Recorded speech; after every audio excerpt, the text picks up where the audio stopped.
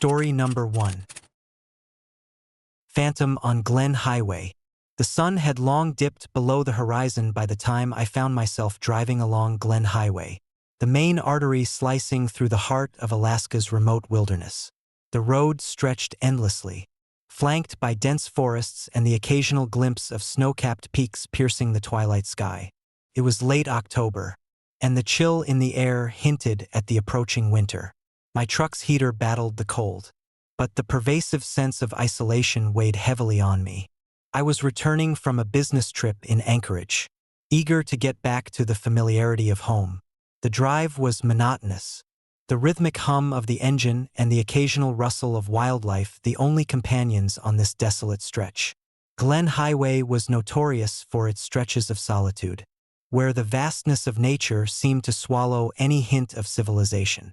Locals often spoke of strange occurrences on this road, tales dismissed by outsiders like me as mere folklore born from the harshness of the Alaskan landscape. As midnight approached, the sky transitioned from dusky purples to the deep, inky blackness of night. The moon, a waning crescent, cast a faint glow that barely illuminated the road ahead. I glanced at the clock on my dashboard. It's 11:45 p.m. I still had another hour before reaching the next town, but something tugged at the edge of my consciousness, a nagging feeling that I wasn't alone. I tried to shake off the unease, attributing it to the fatigue of travel and the eeriness of the isolated highway. But as I rounded a particularly sharp bend, a sudden movement caught my eye. A figure stood in the middle of the road, motionless and silent, bathed in the pale light of the moon. My heart skipped a beat, and I instinctively slowed down, my grip tightening on the steering wheel. "Is someone there?" I called out, my voice barely louder than a whisper against the stillness of the night. The figure remained still, its presence unnerving in the silent expanse of the highway. The truck's headlights cast long shadows, but there was no response, no movement, no sign of life. I debated whether to stop, knowing that encountering someone alone on this stretch could be dangerous. But the sight of the figure, combined with an inexplicable sense of dread, made me hesitate. Minutes felt like hours as I drove past the apparition, the distance between us increasing with each passing mile. I tried to convince myself it was a hitchhiker or perhaps an animal that had wandered onto the road. But something about the way the figure stood, tall, hunched, and eerily still, suggested something far more sinister. As I continued, the feeling of being watched intensified. The windshield seemed to shimmer, and I caught fleeting glimpses of movement in my peripheral vision. Every so often, I would see a shadow flit across the road ahead, vanishing as quickly as it appeared. My mind raced, torn between logic and the primal fear that gripped me. Just when I thought my anxiety was unfounded, the unmistakable sound of footsteps echoed through the night air. Right behind me, they were slow, deliberate, and filled with a weight that suggested purpose rather than menace. I whipped my head around, trying to locate the source of the noise, but the road was empty, no one in sight. "Please, stop," a voice called out, breaking the oppressive silence. It was soft yet urgent, carrying an undertone of desperation that sent chills down my spine. I slammed on the brakes, bringing the truck to an abrupt halt just inches from the edge of the road. My heart pounded in my chest as I stared into the darkness, trying to make out the figure that had called out to me. But there was nothing, no one standing there, no indication of another vehicle approaching. I opened the window, the cold night air biting at my skin. "I didn't see anyone," I replied, my voice shaky. "Are you okay?" Silence answered me, but the feeling of an unseen presence remained, pressing against me from all sides. I glanced back at the road, half expecting to see the ghostly figure reappear. But the highway remained empty, swallowed by the vastness of the Alaskan wilderness. Gathering my courage, I decided to continue my journey, the sense of being watched lingering like a shadow over my every thought. As I drove, the radio remained silent, the only music the low hum of the engine and the whisper of the wind through the trees.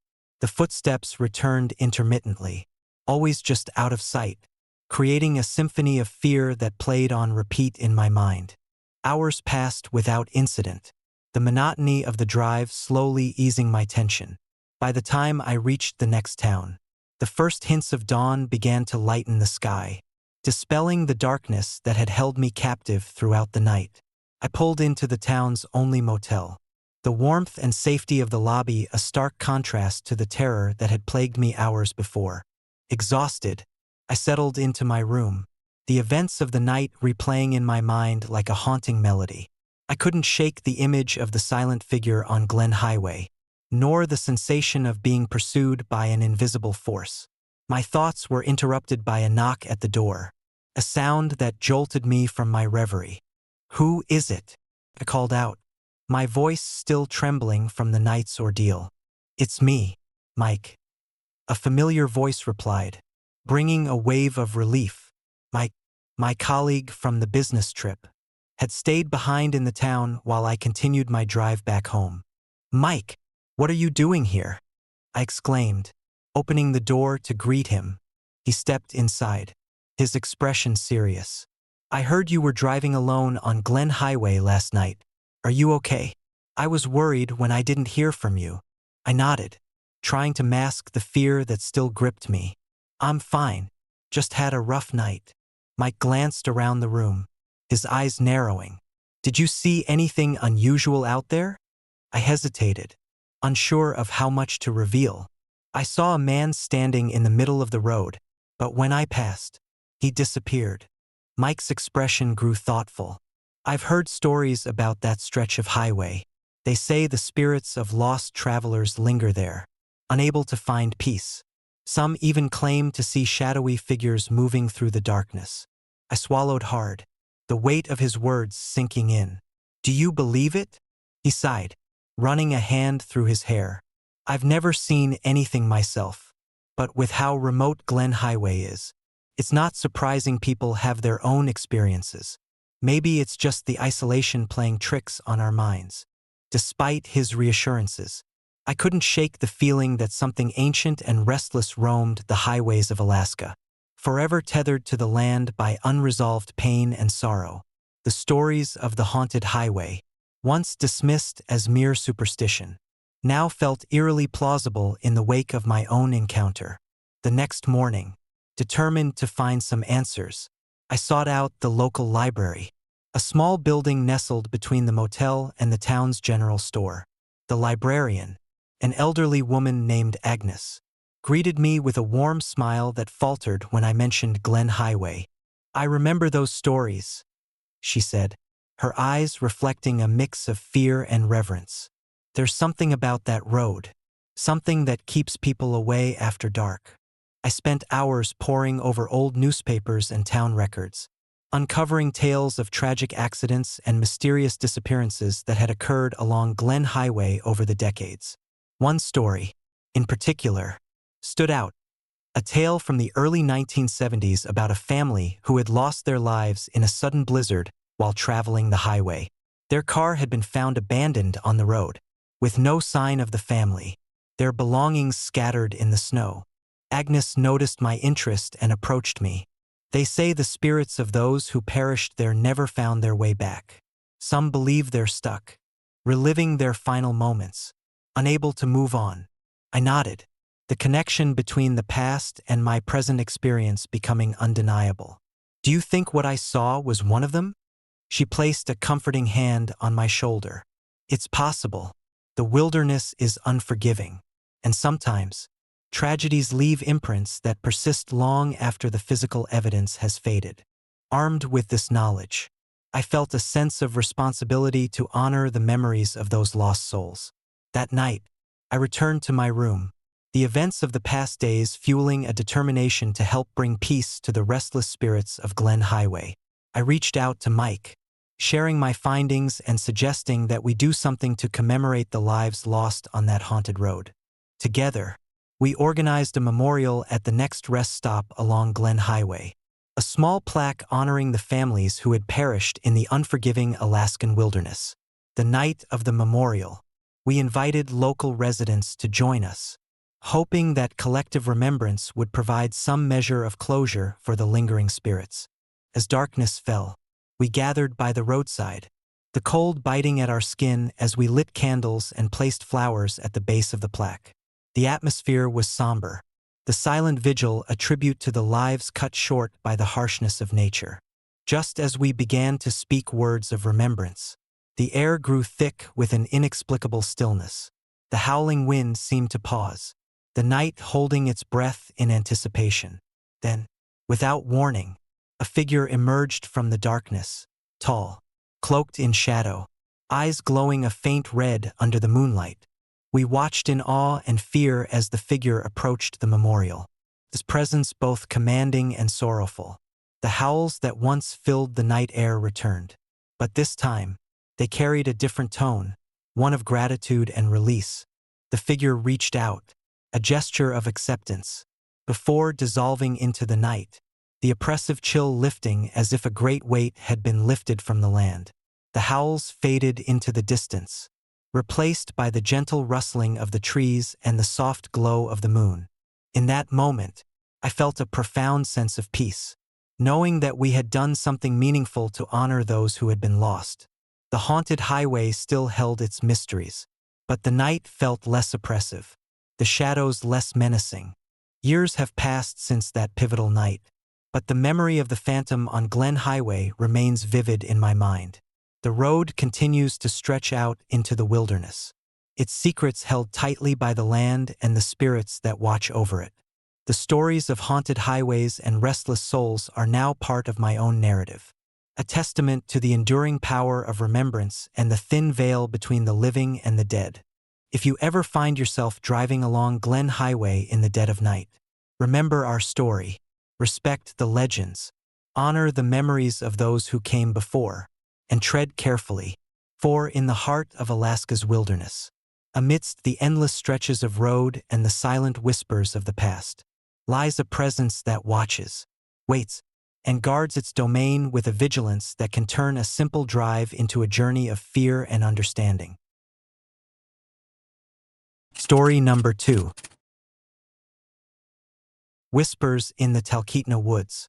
The Talkeetna Valley, nestled between the rugged peaks of Alaska's wilderness, has always been a place where nature's beauty meets untamed mystery. Growing up in this remote area, I learned early on to respect the vast forests and the secrets they held. But nothing could have prepared me for the eerie events that unfolded one chilling winter, forever altering my perception of the world around me. I'm Alex Thompson, a 35-year-old father of 2, living with my wife, Laura, and our 7-year-old son, Ethan, on the outskirts of Talkeetna. Our home was a modest cabin surrounded by towering spruce trees and blanketed in snow for most of the year. Life here was simple, filled with the rhythms of nature and the close-knit community that thrived despite the harsh conditions. It was late November, the days growing shorter and the nights colder as winter tightened its grip on the valley. The first snowfall had already transformed the landscape into a pristine white wonderland, the silence of the night broken only by the occasional howl of a distant wolf or the whisper of the wind through the pines. One evening, as the sun dipped below the horizon, casting long shadows across our yard, Laura and I noticed something unsettling. From the edge of the forest, beyond where the trees thickened and the snow lay deepest, came a sound that didn't belong to the natural chorus of the wild. It was a high-pitched, almost childlike laughter, echoing through the crisp night air. "Did you hear that?" Laura asked, her voice tinged with concern as she stood by the window, watching the darkness beyond our home. I nodded, my heart skipping a beat. "Yeah, sounds like laughter. Weird." "Ha!" We exchanged uneasy glances, neither of us quite believing what we were hearing. Talkeetna was known for its legends and ghost stories, but we had always dismissed them as mere folklore. Still, the sound was distinct, unnerving in its unfamiliarity. The next night, the laughter returned, louder and more insistent. This time, it was accompanied by footsteps crunching through the snow, approaching closer to our cabin. My mind raced, considering possible explanations: wild animals, maybe a lost hiker, but something about the sound felt off. Almost human, yet undeniably eerie. Determined to get to the bottom of it, I decided to investigate, armed with a flashlight and the confidence that comes from familiarity with the surrounding woods. I stepped outside into the biting cold. Laura stayed inside with Ethan, her eyes filled with worry. The forest was thick and dark, the moonlight barely piercing through the dense canopy. The laughter echoed again, guiding me deeper into the woods where the trees grew older and the snow lay undisturbed. As I walked, the footprints became more prominent, large, unusual tracks that didn't match any animal I knew. They led further into the forest, disappearing into the shadows where the night seemed to consume everything. My pulse quickened as the laughter grew louder, now interspersed with soft cries and whispers that seemed to come from all directions. The air around me felt colder, an unnatural chill that made my breath visible in the dim light. I followed the footprints, driven by a mix of fear and determination, until I reached a clearing I had never seen before. In the center stood an old, abandoned cabin, its windows dark and broken, the door hanging ajar as if inviting me in. The laughter and whispers emanated from within, a haunting symphony that filled the air with tension. Taking a deep breath, I pushed the door open and stepped inside, the floorboards creaking under my weight. The interior was frozen in time, dust covering every surface and remnants of a long-forgotten life scattered about. As I moved cautiously through the room, the sounds intensified, the laughter now accompanied by the unmistakable sound of footsteps and the soft tapping of something on the walls. My flashlight flickered, casting eerie shadows that danced along the decaying wallpaper. Suddenly, a figure materialized in front of me. A woman dressed in a flowing white gown, her face pale and eyes hollow, staring straight at me with an intensity that sent shivers down my spine. Her mouth was slightly open, as if she was trying to speak, but no sound came out. The room seemed to grow colder, the air thick with sorrow and despair. "Who are you?" I whispered, my voice barely audible over the cacophony of sounds surrounding me. She didn't respond. Instead, she began to move towards me, her footsteps echoing in the silent cabin. I took a step back, my mind struggling to process what I was witnessing. As she reached out a hand, the temperature plummeted, and the laughter turned into agonized wails that filled the room with an overwhelming sense of loss. I stumbled backward, my flashlight slipping from my grasp and shattering on the floor, plunging the room into darkness. Panic surged through me as the sounds intensified, the laughter now a frenzied scream that seemed to shake the very foundation of the cabin. Desperate to escape, I fumbled for my phone, the screen providing a faint glimmer of light in the oppressive darkness. As I dialed Laura's number, the woman's presence loomed closer, her hollow eyes reflecting the flickering light of my phone screen. "Please," pleaded, my voice cracking with fear. "Help us." The laughter ceased abruptly, replaced by an unbearable silence. The woman froze, her eyes locking onto mine, and I felt an inexplicable pull urging me to reach out to her.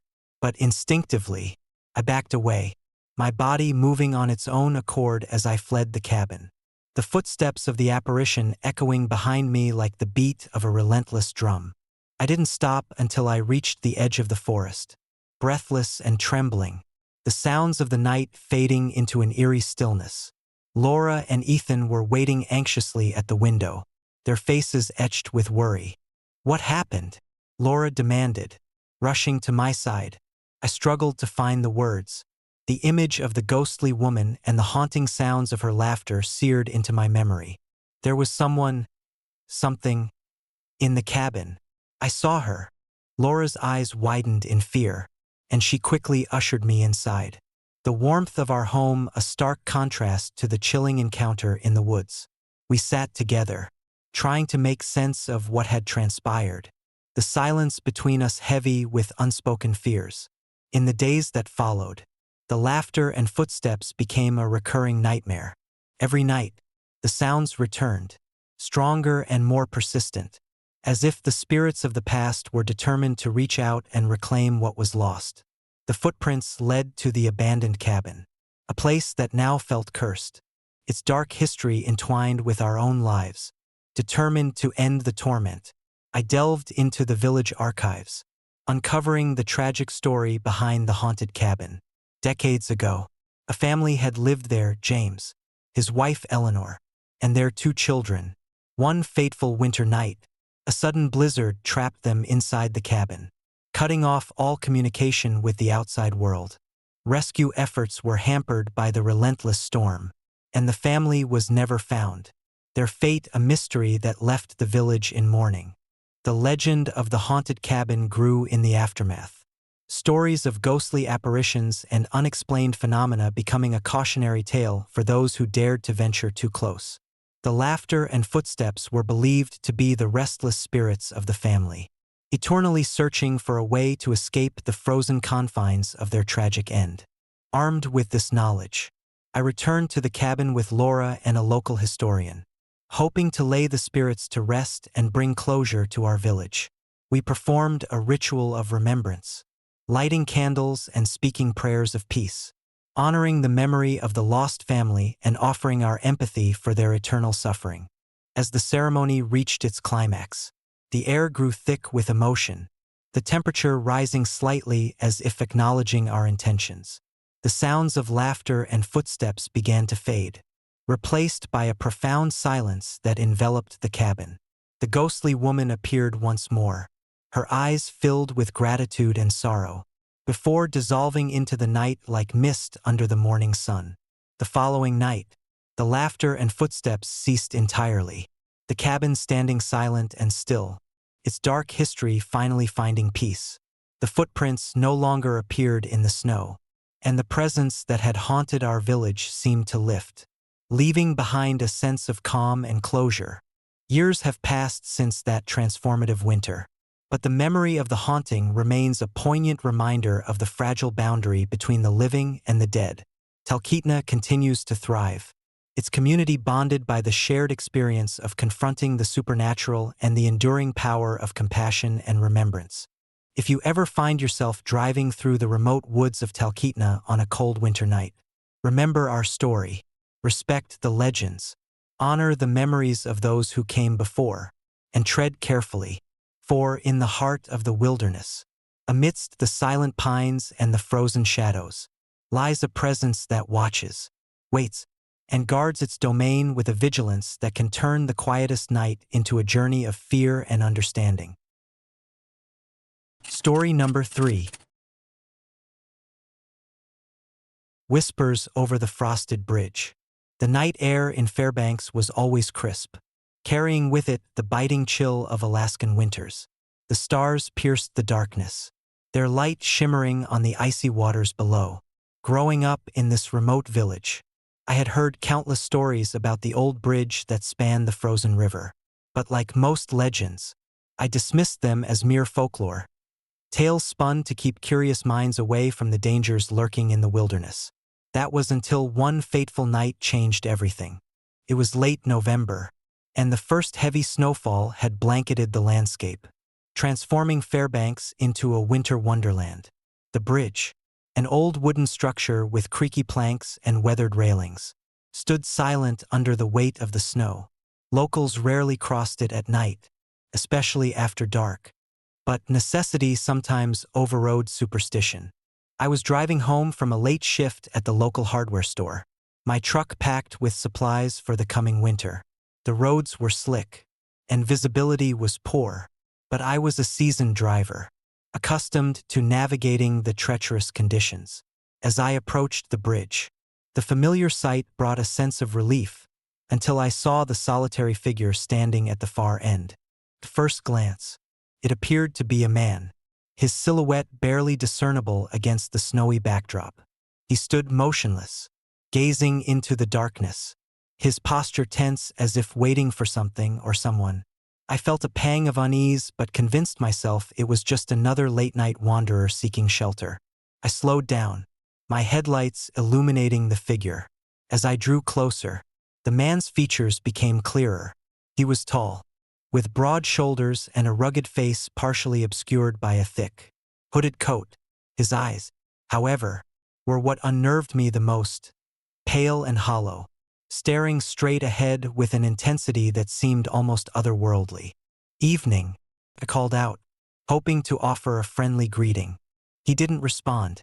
Instead, he turned his head slightly, his eyes meeting mine for a brief moment before returning to their fixed gaze.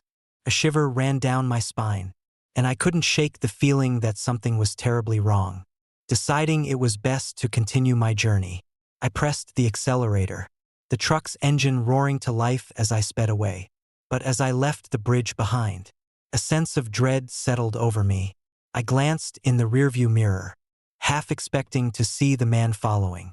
But there was nothing, just the endless stretch of the dark, snow-covered road. Shaking off the unease, I focused on the road ahead, the rhythmic crunch of snow beneath the tires providing a semblance of normalcy. It wasn't until later that night, when I reached the outskirts of town, that I heard it, the faint sound of footsteps echoing through the silence. At first, I dismissed it as the sound of the wind or perhaps an animal moving through the snow. But as the night deepened, the footsteps grew louder, more deliberate, as if someone was pacing back and forth right behind my truck. My heart raced, every nerve on edge, but I forced myself to stay calm, telling myself it was just my imagination playing tricks on me. I drove faster, hoping to put some distance between me and the haunting sound. The footsteps continued, their rhythm matching the beat of my racing heart. Glancing in the rearview mirror, I still saw no one, no shadowy figure, no glimpse of the man from the bridge, just the dark expanse of the frozen landscape stretching out into the night. Determined to reach home, I pushed the truck to its limits, the cold biting through every layer of clothing. The road twisted and turned, leading me deeper into the wilderness, away from the comforting lights of Fairbanks. But the footsteps persisted, their presence a constant reminder that I was not alone. Finally, just as exhaustion began to take hold, I spotted the faint glow of my neighborhood lights in the distance. Relief washed over me as I accelerated towards the familiar streets, the footsteps gradually fading behind me. My home loomed ahead, a beacon of warmth and safety against the encroaching darkness. As I pulled into my driveway, the sense of unease began to dissipate, replaced by the comforting sounds of my household settling in for the night. I turned off the engine and sat in silence for a moment, trying to make sense of what had just transpired. Had I truly been followed? Or was it all a product of my frayed nerves and the isolation of the Alaskan night? The next morning, I decided to visit the local sheriff to report the strange encounter. Sheriff Thompson, a grizzled man with years of experience dealing with the oddities of rural Alaska, listened intently as I recounted my story. "You're not the first to report something like that," he said thoughtfully. "There have been others who've crossed the bridge and felt like they were being watched or followed. Some even claim to have seen shadowy figures moving swiftly across the planks." His words sent a chill down my spine, and I realized that the bridge held more secrets than I had ever imagined. Determined to uncover the truth, I began to delve into the history of the bridge and the village, seeking answers to the haunting phenomena that plagued our nights. What I discovered was a tale of tragedy and loss that dated back decades. The bridge had been the site of a horrific accident years ago, when a severe snowstorm struck without warning. Several families were stranded on the bridge, unable to reach safety as the storm raged on. Rescue efforts were hampered by the treacherous conditions, and many never made it back home. In the aftermath, the bridge was declared cursed by the locals, believed to be haunted by the restless spirits of those who perished. Over the years, stories of unexplained noises, apparitions, and feelings of being watched became part of the village's folklore, passed down through generations as a cautionary tale to stay away from the bridge at night. Armed with this newfound knowledge, I decided to return to the bridge under the cover of daylight, hoping to gather evidence and perhaps put the spirits to rest. I spent days preparing, equipping myself with cameras, recording devices, and other equipment to document any unusual activity. On a clear, sunny morning, I made my way to the bridge, the weight of the village's history pressing down on me. The bridge stood silent, its wooden planks sturdy and reliable in the daylight. I set up my equipment, recording the area and keeping a watchful eye for any signs of the supernatural. As the day wore on, nothing out of the ordinary occurred. The bridge stood as a testament to human resilience, a symbol of survival against the harsh elements of the Alaskan wilderness. But as evening approached and the first hints of dusk painted the sky in shades of pink and orange, a familiar chill settled over the area. Remembering the sheriff's words and the stories of those who had come before me, I decided to stay overnight on the bridge, hoping to capture the elusive phenomena that haunted our nights. As darkness enveloped the landscape, I settled into my makeshift campsite, the sound of the wind rustling through the trees creating an eerie soundtrack to the night. Hours passed in uneasy silence, the only sounds the occasional hoot of an owl and the distant howl of the wind. Just as I was beginning to doubt the veracity of the legends, a faint sound reached my ears, a soft, rhythmic tapping, almost like footsteps on the wooden planks. Heart pounding, I grabbed my flashlight and peered into the darkness, but saw nothing, no figure, no sign of life. I convinced myself it was just the sounds of the night, but the tapping continued, growing louder and more deliberate with each passing minute. Suddenly, a shadowy figure materialized at the far end of the bridge, its form barely discernible against the night sky. It stood motionless, eyes glowing faintly in the darkness, watching me with an intensity that was both terrifying and sorrowful. I felt a surge of fear, the realization that I was face to face with something beyond my understanding. "Why are you here?" I called out, my voice trembling with a mix of fear and curiosity. The figure didn't respond verbally. Instead, it began to move slowly towards me, each step deliberate and heavy, leaving deep impressions in the snow-covered planks. As it drew closer, the air grew colder, an unnatural chill that seemed to emanate from the very core of the bridge. "I just want to understand," I whispered, hoping to bridge the gap between the living and the dead. The figure stopped just a few feet away, its presence overwhelming as I felt the weight of countless untold stories pressing down on me. The silence was deafening, broken only by the soft sounds of the night. I took a hesitant step forward, reaching out a hand in a gesture of peace. "Let us help you," I said softly, the words hanging in the cold air between us. The figure's eyes softened, a flicker of recognition passing through them. For a moment, there was a sense of connection, a shared understanding of loss and longing. Then, without warning, the figure began to fade, its form dissolving into the darkness like mist under the morning sun. As it vanished, the oppressive chill lifted, replaced by a sense of calm that settled over the bridge. The tapping ceased, and the night returned to its peaceful stillness.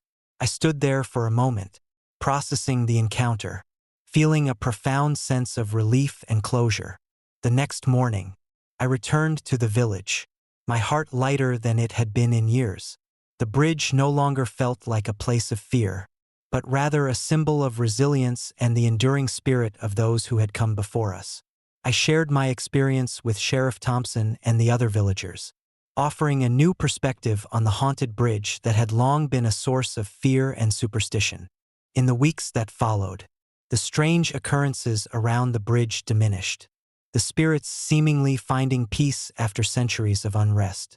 The village breathed a collective sigh of relief, grateful for the resolution of a haunting legacy that had plagued us for so long. Years have passed since that transformative night, but the memory of the encounter remains vivid in my mind. The bridge stands as a testament to the power of understanding and compassion, a reminder that even in the most desolate and haunted places, there is hope for peace and reconciliation. Palmer continues to thrive, its fields a symbol of hard work and perseverance, free from the shadows that once loomed over us.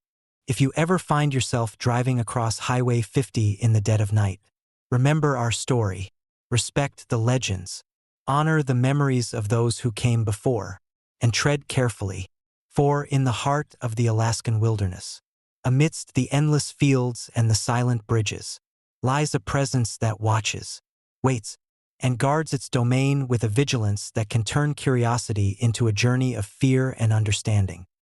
Story number 4. Shadows over Palmer Fields. Palmer, with its sprawling golden fields and endless horizons, was the epitome of rural tranquility. Nestled in the heart of the Midwest, the town was surrounded by acres of corn and soybean fields that swayed gently in the breeze during the day. But as night fell, a different kind of presence took over, a presence that sent shivers down the spines of those who dared to venture out after dark. I had grown up in Palmer, inheriting my family's farm after my father's passing. Life on the farm was predictable, with routines that rarely changed. Mornings began with the crowing of roosters, and evenings ended with the crackling of the fireplace. Yet, despite the serene facade, Palmer held secrets that were whispered about only in hushed tones. It was the first week of October when the strange occurrences began. The harvest season was in full swing, and the fields were busy with activity. Late evenings were still warm, with the sun setting over the horizon, casting long shadows across the land. But as the nights grew colder and the days shorter, an eerie stillness settled over Palmer. One chilly October night, I decided to take a walk through the fields after finishing my chores. The moon was a slender crescent, its light barely penetrating the dense canopy of trees that bordered the farmland. The air was crisp, carrying the scent of damp earth and fallen leaves. I pulled my jacket tighter around me, the familiar sounds of crickets and distant owls providing a comforting backdrop. As I walked, the cornfields loomed on either side, their tall stalks creating a maze of green that seemed to stretch infinitely. I enjoyed these solitary walks, finding solace in the quiet embrace of nature. But tonight felt different. There was an unsettling tension in the air, a sense that I wasn't alone. Suddenly, a shadow flickered at the edge of my vision. I turned quickly, flashlight in hand, but saw nothing. Shaking off the unease, I continued my stroll, the beam of my light cutting through the darkness. Minutes later, the same shadow appeared again, this time closer, moving swiftly through the rows of corn. My heart began to race as I realized that what I was seeing couldn't be explained by any known animal in the area. "Who's there?" I called out, my voice echoing through the stillness. Silence answered me, but the shadow continued to move, disappearing and reappearing like a phantom. My mind raced with possibilities, perhaps a stray dog, or maybe a deer, but the way it moved was unnatural, almost deliberate, determined to get to the bottom of it. I followed the shadow, my steps quickening with each passing moment. The figure led me deeper into the fields, where the corn grew denser and the darkness thicker. The temperature seemed to drop, an inexplicable chill settling into my bones despite the absence of wind. As I pushed through the stalks, the shadow stopped abruptly, standing motionless before me. I raised my flashlight, the beam revealing a tall, dark figure cloaked in tattered garments. Its eyes, glowing a piercing red, met mine with an intensity that froze me in place. The air around us grew heavy, the silence oppressive as if the entire field was holding its breath. "You shouldn't be here," a raspy voice whispered, the sound barely audible over the beating of my heart. I took a step back, my mind struggling to comprehend what I was witnessing. "Who are you?" I demanded, trying to keep my voice steady. The figure remained silent, its presence radiating a malevolent energy that made my skin crawl. I felt an overwhelming sense of dread, a fear that seemed to emanate from the very ground beneath my feet. The red glow of its eyes burned into my soul, and I knew that this was no ordinary encounter. "Leave this place," the voice repeated, now more urgent, the words slicing through the night air like a knife. I turned to flee, my legs moving of their own accord as I sprinted through the cornfields, the figure following closely behind. The corn became a blur as I ran, the darkness closing in around me, making it impossible to see more than a few feet ahead. My breath came in ragged gasps, each inhale a struggle against the cold that now enveloped me.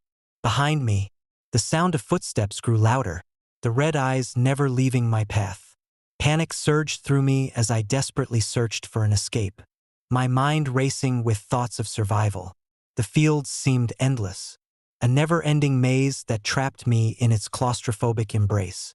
Just as I felt my strength waning, a flicker of light appeared in the distance, a farmhouse that stood alone amidst the vast expanse of corn. Relief washed over me as I headed towards it, the promise of safety driving me forward. The farmhouse was a beacon of hope, its warm lights a stark contrast to the cold, dark nightmare I had been escaping. I reached the porch just as the first light of dawn began to break over the horizon, the sky painted in hues of pink and orange. Breathless and trembling, I collapsed onto the steps, the farmhouse towering above me like a guardian. The figure of the cloaked man stood at the edge of the field, watching me with its glowing eyes until the sun fully rose, dispelling the darkness and erasing the nightmare from view. Shaking, I entered the farmhouse and locked the door behind me, the warmth of the interior providing a comforting refuge from the terror of the night. I sat down, trying to steady my racing heart, replaying the events in my mind. The encounter felt like a distant nightmare, yet the lingering chill in the air and the fading echoes of that raspy voice kept me on edge.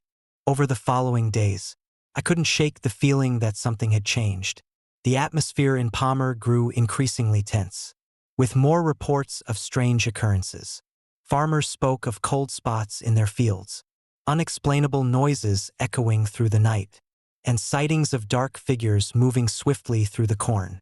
The legend of the Shadow Man began to take shape, a spectral entity that haunted the fields, seeking something beyond human comprehension. Determined to understand the mystery, I delved into the town's history, uncovering stories of tragic events and lost souls that had plagued Palmer for generations.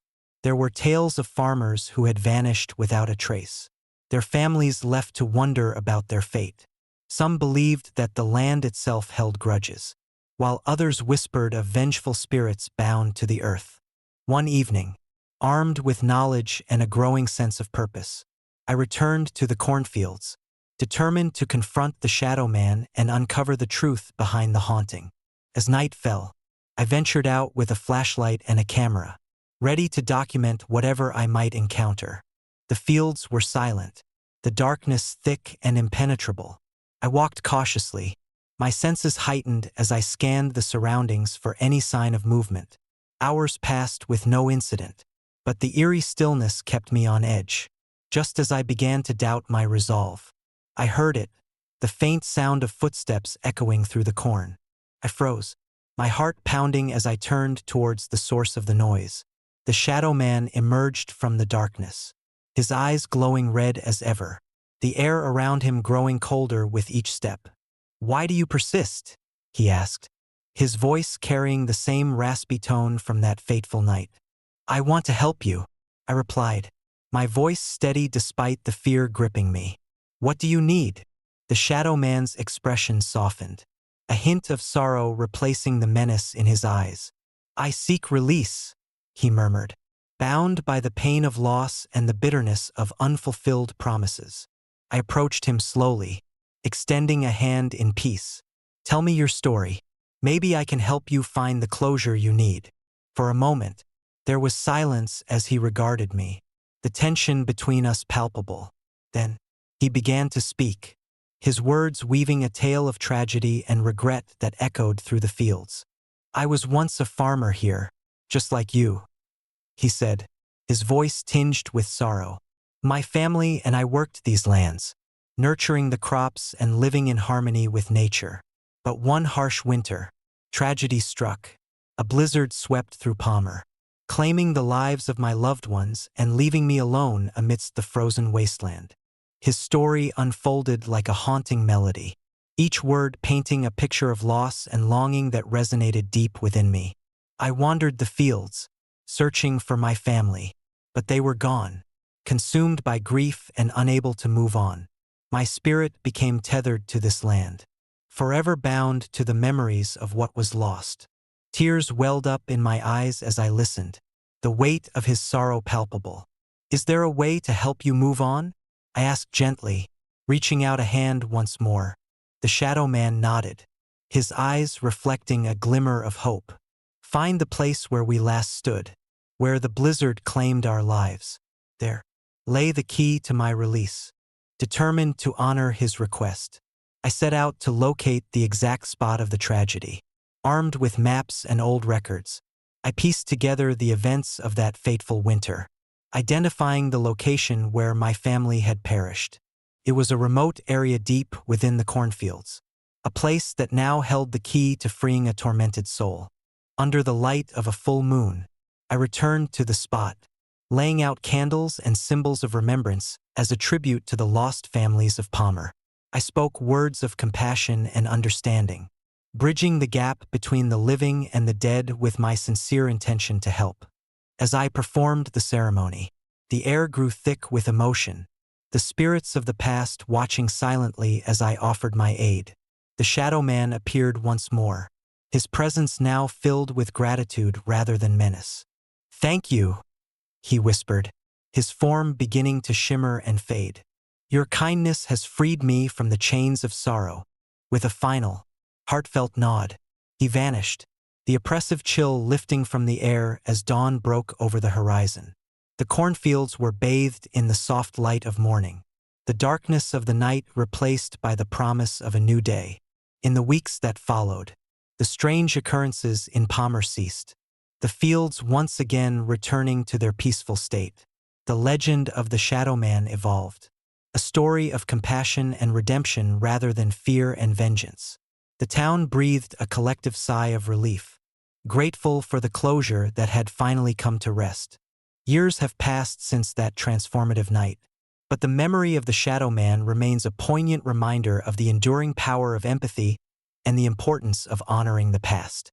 Palmer continues to thrive, its fields a testament to resilience and the bonds that tie us to the land and to each other. If you ever find yourself walking through the cornfields of Palmer on a cool autumn evening, remember our story, respect the legends, honor the lost, and tread carefully, for in the heart of the fields, amidst the rustling stalks and the whispering winds, lies a presence that watches, waits, and guards its domain with a sorrowful vigilance that can turn curiosity into a journey of fear and understanding. Story number 5.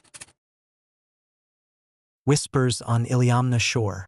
The Iliamna Lake stretched out before me like a vast, shimmering mirror, reflecting the twilight hues of the Alaskan sky. As an avid fisherman and someone who cherished the solitude that nature provided, I had come to this remote corner of Alaska seeking peace and the thrill of a good catch. Little did I know, the serenity of Iliamna would soon be shattered by the haunting secrets that lay hidden on its shores. I had rented a small cabin a few miles from the lake's edge, the perfect spot for uninterrupted fishing. The cabin was old, its wooden beams weathered by countless winters, and its windows staring blankly out into the wilderness. Locals often spoke of strange occurrences around the abandoned house nearby, a relic from a bygone era, now a ghostly sentinel over the tranquil waters. They called it the haunted house of Iliamna, a place where the line between the living and the dead seemed impossibly thin. The first few days passed without incident. I spent my mornings casting lines into the still waters, afternoons exploring the dense forests that bordered the lake, and evenings curled up in the cabin with a book and the crackling fireplace. But as the sun began to set on the fourth day, an unsettling feeling settled over me, a sense that I was not alone. It was a cold October evening when I decided to take a stroll along the shoreline. The air was crisp, carrying the faint scent of pine and the promise of an early frost. The moon hung low in the sky, its silvery light casting long shadows across the snow-covered ground. As I walked, my thoughts drifted to the stories the locals had shared, tales of eerie noises and unexplained sightings that had kept them away from the haunted house. As I approached the old structure, its silhouette stark against the night sky, I felt a chill run down my spine. The house stood solitary, its windows dark and lifeless, the front door slightly ajar as if inviting the brave or the foolish to enter. I hesitated, heart pounding in my chest. before deciding to explore further. Pushing the door open, I stepped into the dimly lit foyer. The air inside was thick with dust, and the remnants of old furniture lay scattered across the floor. My flashlight beam danced across the walls, revealing faded wallpaper and cobweb-covered chandeliers. I called out softly, "Hello? Is anyone here?" But received no response, only the sound of my own footsteps echoing through the empty halls. I ventured deeper into the house, the silence growing heavier with each step. In the living room, I noticed a grand piano, its keys yellowed and worn from years of neglect. As I approached, a sudden gust of wind slammed the front door shut behind me, plunging the room into darkness. My heart raced as I fumbled for my flashlight, the beam flickering uncertainly before stabilizing. "Who's there?" I demanded, my voice trembling with a mix of fear and curiosity. The only answer was the faint whisper of the wind rustling through broken windows. I turned to leave, but the exit seemed to disappear, the walls now shifting and contorting into unfamiliar configurations. Panic surged through me as I realized I was lost within the labyrinthine structure. As I stumbled through the maze-like corridors, I began to hear it, the soft sound of footsteps, barely audible over the creaking of the old house. They echoed around me, coming from every direction, yet no one was visible. The footsteps grew louder, more deliberate, and a cold dread settled in my bones, quickened my pace, desperate to find a way out. But the house seemed determined to keep me trapped within its haunted embrace. Suddenly, a door swung open in front of me, revealing a bedroom bathed in an unnatural, pale light. Inside stood the silhouette of a woman, her figure draped in a flowing white gown that seemed to shimmer in the dim glow. Her eyes, wide and hollow, stared directly at me, and her mouth hung open in a silent scream. I froze, unable to move as her gaze bore into my very soul. "Why are you here?" Her voice was a mere whisper, carried on the cold draft that filled the room. I didn't mean to intrude," I stammered, taking a hesitant step back. "I was just exploring." Her expression twisted into one of sorrow and rage. "This was my home. They took everything from me." Before I could respond, the room began to darken, shadows stretching and twisting into grotesque shapes that clawed at the edges of my vision.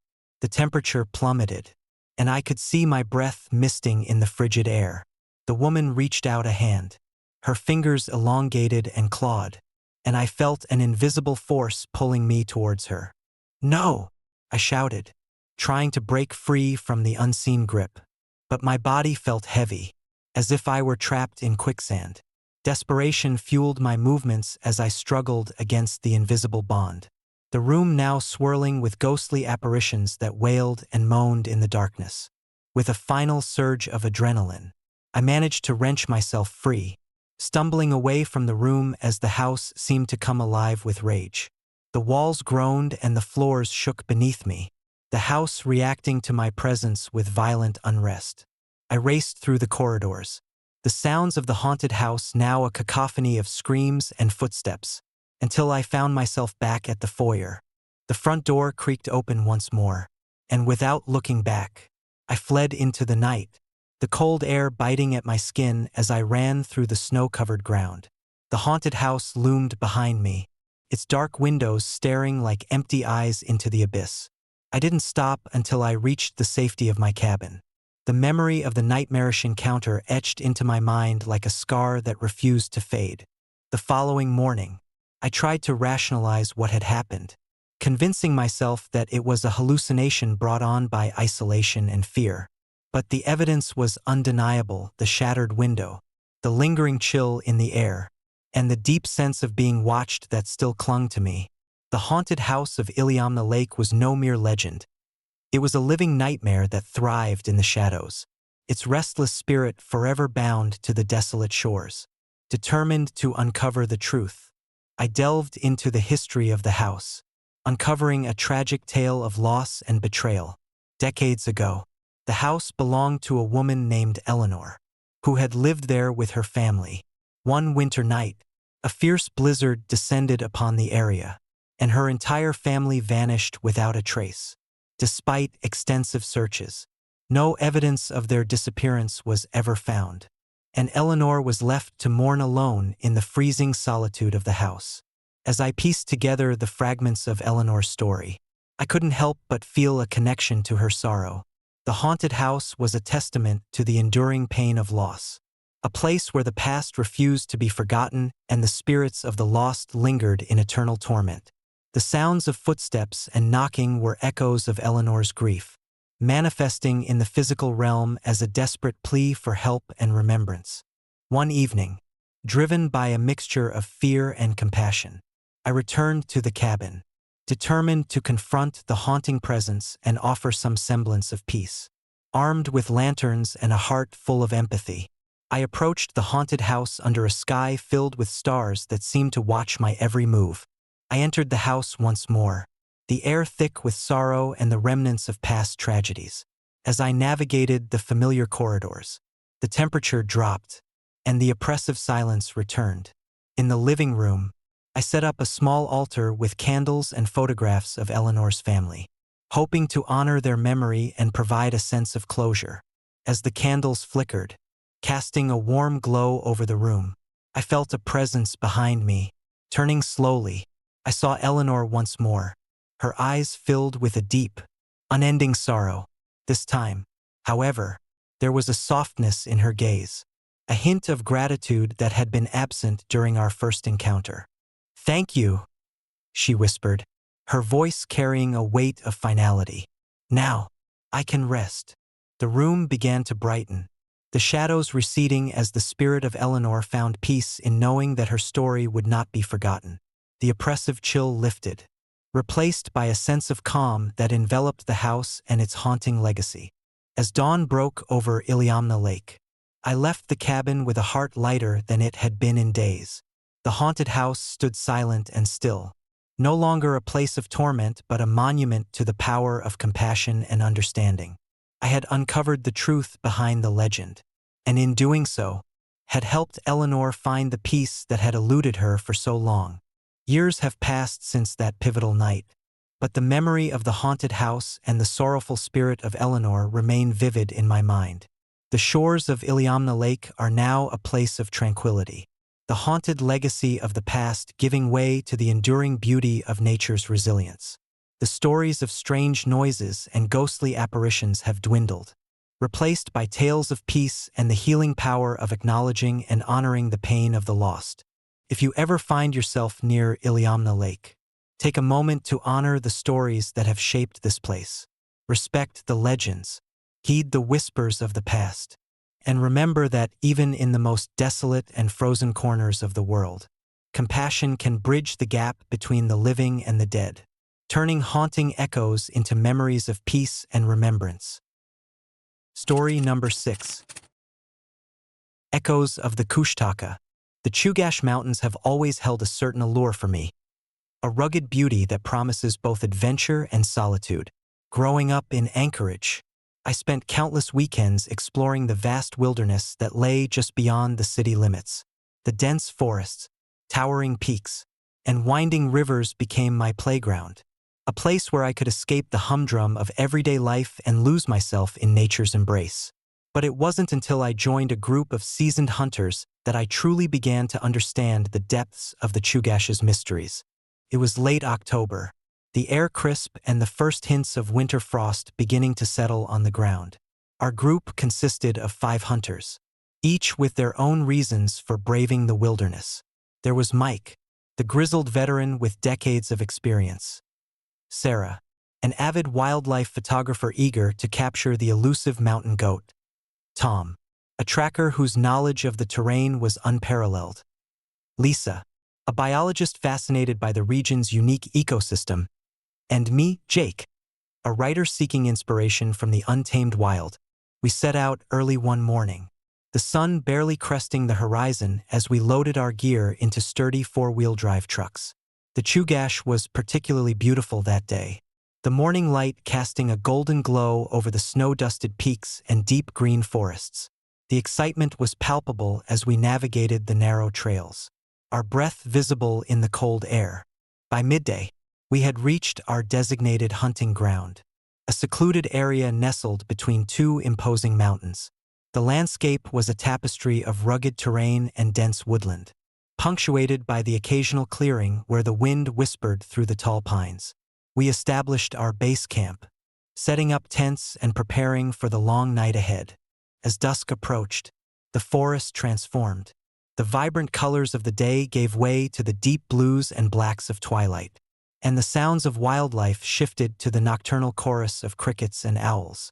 We sat around a roaring fire, sharing stories and plans for the hunt. Mike regaled us with tales of past expeditions, his voice steady and commanding. Sarah reviewed her camera settings, eager to capture the perfect shot of any elusive prey. Tom mapped out our routes, ensuring we were prepared for any eventuality. Lisa discussed the ecological significance of the area, her passion evident in every word. The first few hours of the night passed uneventfully, the fire crackling and our conversations drifting into comfortable silence. It was around midnight when the first scream pierced the stillness, a blood-curdling sound that echoed through the forest, sending a shiver down my spine.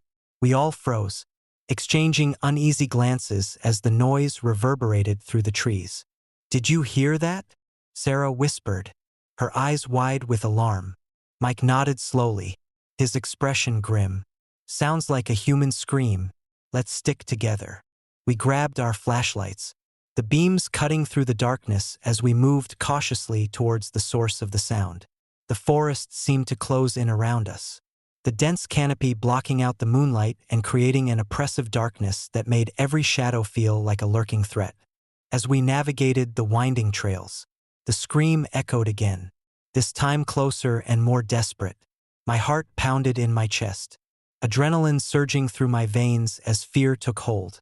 We quickened our pace, moving as one unit, our senses heightened and our nerves frayed. Suddenly, Tom signaled for us to stop, pointing towards a narrow clearing ahead. In the faint light of our flashlights, I could make out a figure standing motionless in the center of the clearing, a woman dressed in a flowing white gown, her eyes hollow and pleading. She seemed out of place in the rugged wilderness, her presence both haunting and sorrowful. "Is she human?" Lisa murmured, her voice barely audible. Before anyone could respond, the woman let out a soft, melancholic cry, her voice echoing through the night air. Then, without warning, she vanished, disappearing into the darkness as if she had never been there at all. We stood in stunned silence, the remnants of our courage dissipating in the face of the inexplicable. Mike broke the silence, his voice tense. "We've got to get out of here, now." We turned to leave, but as we did, the forest seemed to come alive with sounds, branches snapping, leaves rustling, and distant howls that sent chills down our spines.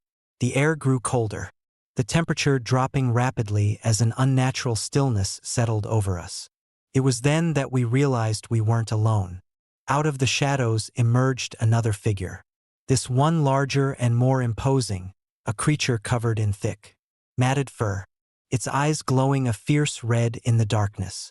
The legendary Kushtaka, the shape-shifting creature of native Alaskan folklore, known for its malevolent intent and cunning nature. The hunters had dismissed these stories as mere myth. But now, confronted by the creature, the truth was undeniable. The Kushtaka let out a guttural growl, the sound reverberating through the forest and sending waves of fear through our group. Mike stepped forward, trying to appear brave. "We mean you no harm. We're just here to hunt. Nothing more." The creature tilted its head, eyes fixed on us with an intensity that seemed to pierce our very souls. Without warning, it lunged towards us, its movements swift and agile despite its massive frame. We scattered, running in different directions, the howls and growls of the Kushtaka echoing behind us like a dark symphony of terror. I sprinted towards the nearest tree, diving behind it as the creature passed by, his breath hot on my heels. My heart raced, each beat a frantic reminder of the life-threatening danger we faced. The forest around me was a blur of darkness and movement, the trees looming like ancient sentinels watching our futile attempts to escape. From my hiding spot, I could hear the desperate calls of my friends, their shouts mingling with the relentless pursuit of the Kushtaka. The creature was relentless, its presence a constant shadow that refused to relent. Every step I took felt heavy, the snow crunching beneath my feet a stark contrast to the silent terror that enveloped us. As I moved deeper into the forest, the howling grew louder, more anguished, a haunting lament that seemed to embody the pain and sorrow of countless lost souls. The Kushtaka was not just a predator. It was a vessel of the forest's dark secrets, a guardian of its untold mysteries. Finally, after what felt like an eternity of running and hiding, I stumbled upon a narrow stream cutting through the forest. The sound of flowing water was a welcome relief, offering a glimmer of hope in the midst of the nightmare. I followed the stream, the cold water numbing my exhausted limbs as I pushed forward, the howls fading behind me but still echoing in my mind. By the break of dawn, I emerged from the forest, the first rays of sunlight breaking through the clouds and illuminating the snow-covered landscape. My breath came in ragged gasps, the adrenaline slowly ebbing away as exhaustion set in. I collapsed onto the ground, the reality of what had transpired sinking in, a nightmarish encounter that would forever change my perception of the Chugach Mountains. Days later, I returned to the village, the memory of that night still vivid in my mind. The stories of the Kushtaka were now more than just folklore. They were a chilling reminder of the untamed forces that lay hidden in the wilderness. The hunters who had accompanied me were gone, their fates a haunting mystery that added another layer to the legends we had dismissed so easily before. The Chugach Mountains continued to stand tall and indifferent, their peaks hidden in the clouds and their forests whispering secrets to those brave enough to listen. The Kushtaka remained a symbol of the unknown, a creature that embodied the fears and mysteries of the wild, reminding us that some legends are rooted in truths far more terrifying than we can ever comprehend. Years have passed since that harrowing night, but the echoes of the Kushtaka still resonate in my mind. The memory serves as a constant reminder of the thin line between myth and reality, and the enduring power of nature's untamed spirit. If you ever find yourself wandering through the Chugach forest on a cold, dark night, remember our story, respect the legends, heed the warnings, and tread carefully, for in the heart of the wilderness, amidst the towering pines and the silent shadows, lies a presence that watches, waits, and guards its domain with a ferocity that can turn the bravest adventurer into a hunted soul. Story number 7. The Frozen Vale of Eklutna. Winter in Eklutna was a time of beauty and isolation. Nestled deep within the Alaskan wilderness, the village lay surrounded by towering pines and blanketed in pristine snow, creating a serene yet unforgiving landscape. As a native of Eklutna, I had grown up listening to the stories that the elders whispered around the fire, tales of spirits and shadows that roamed the land during the long, harsh winters. But there was one story that always sent a chill down my spine, the legend of the frozen woman. They said she was the spirit of a woman who had vanished from the village centuries ago, her body never found despite extensive searches. Clad in a flowing white gown, her apparition was often seen wandering the outskirts of Eklutna on cold winter nights, her eyes hollow and searching, as if forever searching for her lost family in the relentless cold. It was the first week of December when the legend began to feel all too real. The nights were longer, the cold biting sharper than ever, and the snow fell relentlessly, covering the village in a thick, silent blanket. My wife, Lena, and I had settled into our cozy cabin, the warmth from the fireplace a stark contrast to the freezing temperatures outside. We had no children, just the two of us and our golden retriever, Max, who thrived in the snow-covered terrain. One particularly frigid evening, after a day spent chopping firewood and preparing for the impending winter storm, Lena and I decided to take a walk around the village. The sky was a deep indigo, dotted with stars that seemed to shimmer through the swirling snowflakes. The silence was profound, broken only by the crunch of our boots on the frozen ground and the occasional howl of the wind through the pines. As we approached the edge of the village, where the forest began to thicken, I felt an inexplicable sense of unease. Lena noticed it too, her hand tightening around mine. "Do you feel that?" she whispered. I nodded, glancing around nervously. "It's colder out here. Maybe we should head back." But Lena was persistent. "We need to check the perimeter. Make sure everything's secure before the storm hits." Reluctantly, I followed her deeper into the forest, the trees looming overhead like silent guardians. The moon was a pale crescent, its light barely penetrating the dense canopy. Max trotted alongside us, his breath visible in the frigid air. After a while, we reached a clearing where the snow glistened under the moonlight. It was a beautiful spot, untouched and pristine, yet something about it felt wrong. The air was unnaturally still, the usual sounds of the forest absent, as if the very essence of life had been sucked out. "Maybe we're just tired," Lena suggested, trying to ease the tension. "Let's sit for a moment." We sat down on a fallen log, the cold seeping through our boots. I pulled out a thermos of hot tea, taking a long sip to warm my hands. As I did, I noticed a faint movement out of the corner of my eye. Turning, I saw her, a woman in a flowing white gown, standing at the edge of the clearing. Her presence was ethereal, almost otherworldly, and she seemed to blend seamlessly with the snowy landscape. "Lena, look," I whispered, pointing towards the apparition. She stood perfectly still, her eyes fixed on us with an intensity that was both mesmerizing and terrifying. Her hair was long and dark, cascading over her shoulders like a silken waterfall, contrasting starkly against the pure white of her dress. There was an unmistakable sadness in her gaze, a longing that seemed to pierce through to our very souls. "She must be the frozen woman," Lena said softly, her voice trembling. "What do we do?" Before I could respond, she began to move, her steps deliberate and graceful as she approached us. The temperature around us seemed to drop even further, the air growing thick with an almost tangible sorrow. Max whimpered, sensing the unease that now enveloped us. "Lena, we need to leave," I urged, pulling her towards the edge of the clearing. "Now." But as we stood to retreat, the woman stopped, her eyes never leaving mine. "Help me," she whispered, her voice a haunting melody that seemed to echo through the trees. "Find my family." A chill ran down my spine, the weight of her plea pressing heavily on my heart. I glanced at Lena, whose expression mirrored my own fear and empathy. "We want to help," I said, my voice barely audible. She reached out a hand, her fingers inches from mine, and for a moment, time seemed to stand still. The forest around us hushed, the howling wind silenced as if the world itself was holding its breath. Then, as suddenly as she had appeared, she began to fade, her form dissolving into the night air like mist under the morning sun. "Lena, we have to go," I said urgently, pulling her away from the clearing.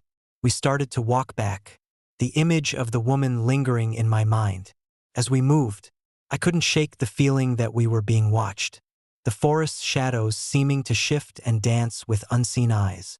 When we reached the village, the storm had begun in earnest, the snow falling in heavy, relentless sheets. We hurried into our cabin, the warmth and safety of our home a stark contrast to the haunting encounter outside.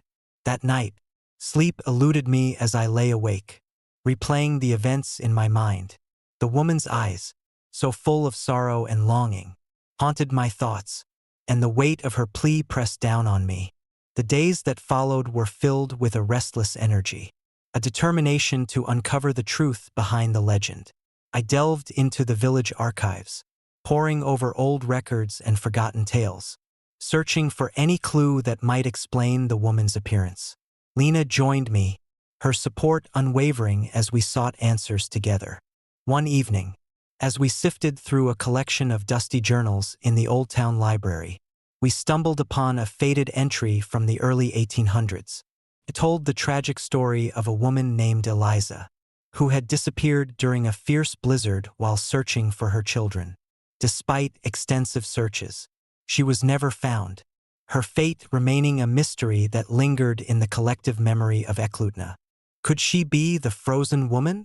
Lena wondered aloud, her eyes meeting mine with a spark of hope. Maybe, I replied, feeling a connection to the story. If she was searching for her family, perhaps her spirit is still wandering, unable to find peace. Determined to help Eliza, we organized a memorial at the edge of the village, a gesture of compassion and remembrance. As the sun set on the day of the memorial, we stood together with other villagers, the clearing illuminated by lanterns and the soft glow of candlelight. It was a solemn occasion, a collective effort to honor the lost and provide closure for restless spirits. As night fell and the first snowflakes began to descend, the air grew still, the forest watching us with silent anticipation. We held our candles high, reciting prayers and stories of Eliza's love for her family.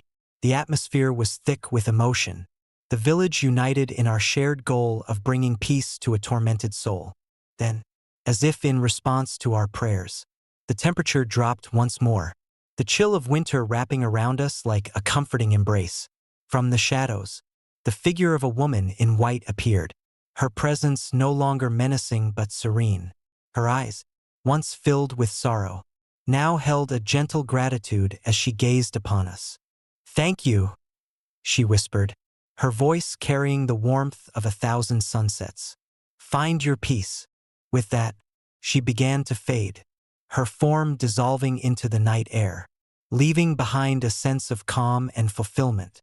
The howls of the wind returned, but they were no longer filled with fear, but with a gentle harmony that resonated through the forest. In the weeks that followed, the legend of the frozen woman took on a new meaning in Eklutna. Eliza's story became a symbol of love and loss, a reminder of the enduring bonds that transcend even death. The nights remained cold, but the fear that once gripped our hearts had been replaced by a profound sense of connection and understanding. Years have passed since that pivotal winter, but the memory of Eliza and our shared journey to help her find peace remains vivid in my mind. Eklutna continues to thrive, its community bound by the stories that shape our identity and the legends that keep us connected to our past. The frozen woman no longer roams the outskirts of our village, her spirit finally at rest, a testament to the power of compassion and the resilience of the human spirit. If you ever find yourself in Eklutna during the winter months, take a moment to honor the stories that have shaped this place. Respect the legends, cherish the memories, and remember that even in the coldest of nights, warmth can be found in the bonds we share and the love that transcends the boundaries of life and death.